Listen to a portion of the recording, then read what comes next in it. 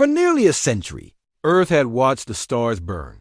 Humanity had reached the edge of the galactic map with caution, observing from afar as empires clashed in luminous chaos.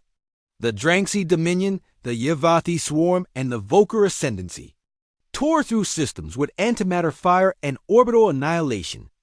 Planets were glassed, moons turned to debris, civilizations erased, but Earth remained silent after witnessing the horrors of the Sol dispute.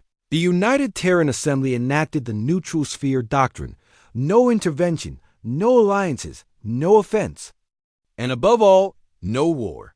Earth became a specter on galactic charts, present, advanced, and utterly silent. The galaxy laughed. Humans fear conflict, claimed the Dranxy. Too fragile to participate, scoffed the Yavathi. Not worth conquest, sneered the Voker. They called Earth the quiet cradle. But on the 5th day of Galactic, cycle 9421, the Voker brought the war to Earth's doorstep.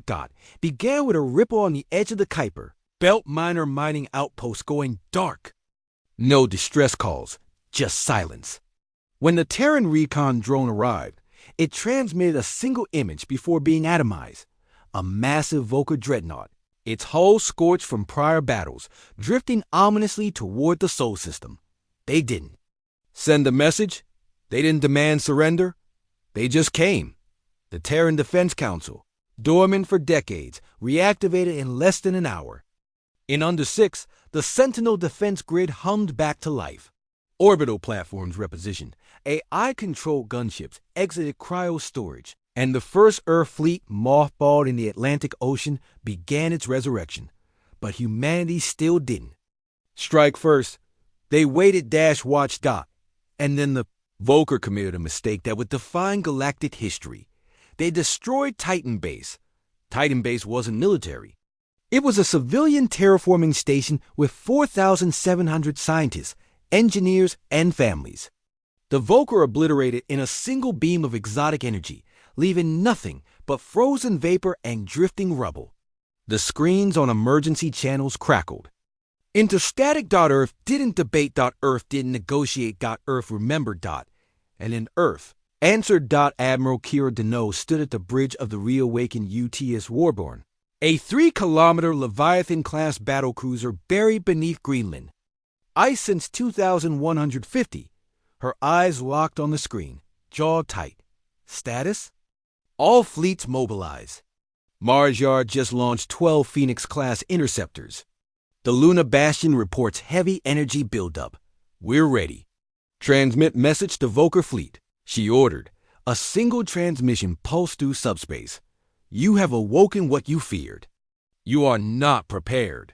And then Earth struck. What followed wasn't a battle. It was a demonstration. The Voker dreadnoughts, boasting 100 years of victorious campaigns, found themselves outmaneuvered by Terran ships using gravitic slip. Drives Earth had developed in secret. Their boarding parties were met not with scattered militia, but by Project Ares, biomechanical super soldiers bred in orbital labs, silent and efficient.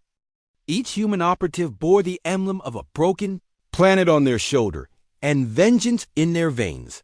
The Voker had studied Earth's history. Yes, but only the early centuries, the wars of flags and oil.